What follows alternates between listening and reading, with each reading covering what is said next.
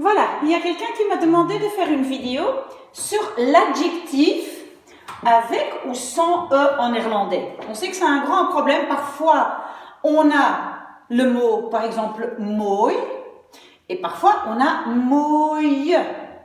Parfois, on a klein, parfois, on a kleine. Donc, de temps en temps, on rajoute un E à l'adjectif et parfois pas. Ok, alors, les règles. Première règle, quand l'adjectif est tout à fait au bout, donc j'ai mon sujet, verbe et j'ai mon adjectif, on appelle ça aussi un adjectif attributif, adjectif attribut, on n'a jamais de E. Donc si il est derrière dans la phrase, on ne met pas de E. Ça c'est la règle. Si maintenant l'adjectif est devant le nom, vous voyez ici, devant un, devant jongen, devant tante, la règle c'est qu'il y a toujours E. Ce sont les deux règles de base. On appelle ça ici l'adjectif épithète et donc là, adjectif attribut. D'accord, les noms, c'est pas très important. Donc, à la fin, pas de E. Devant le nom, je mets un E. Deux règles de base. Ok. Avant de continuer, je vais quand même vous dire que vous devez évidemment toujours tenir compte des règles d'orthographe. Donc, ça veut dire que le mot groot, grand, va avoir deux O, alors que grote va seulement avoir un O parce que j'ai rajouté le E. Et vous pouvez regarder une autre vidéo, comment ça se fait que parfois on met deux voyelles, parfois une. Ça, c'est pas dans cette vidéo. Ok, donc, dernière fois, je répète, à la fin, pas de E. Devant le nom, il y a un E. Il y a un E sauf si ces trois points sont vrais en même temps.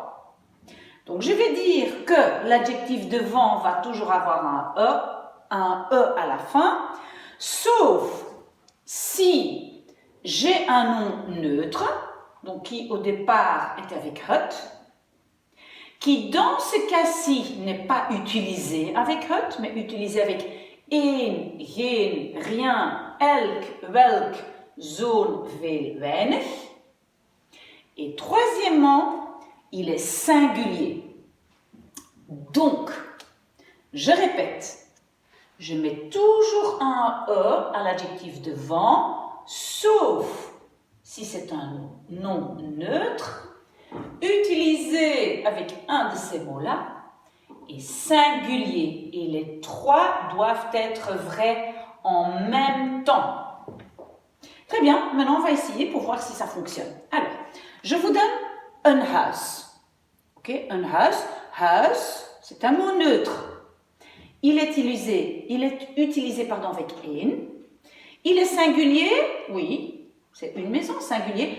Donc, je peux couper le E de l'adjectif. Donc, je vais dire un groot huis.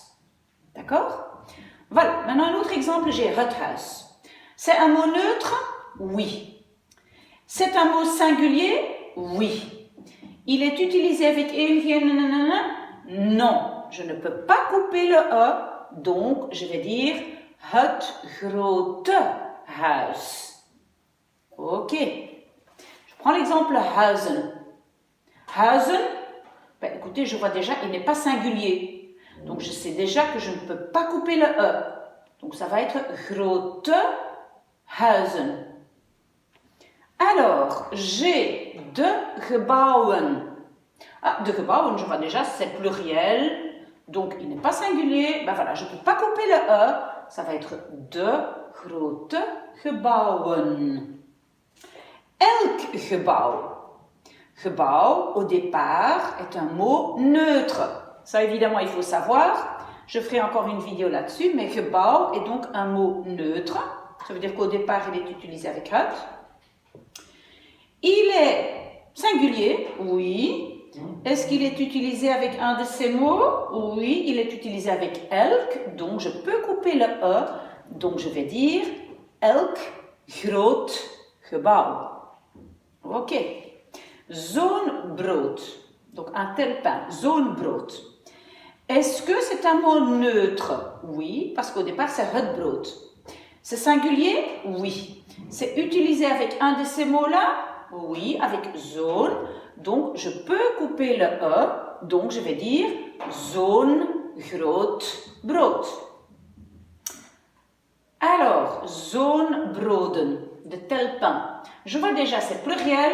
Ok, c'est pas singulier, je ne peux pas couper le E. Ok, et le dernier exemple, het brood. C'est un mot neutre, c'est un mot singulier, mais on voit, il n'est pas utilisé avec un de ces deux-là, donc je ne peux pas couper le E. Donc, qu'est-ce qu'il y a à retenir?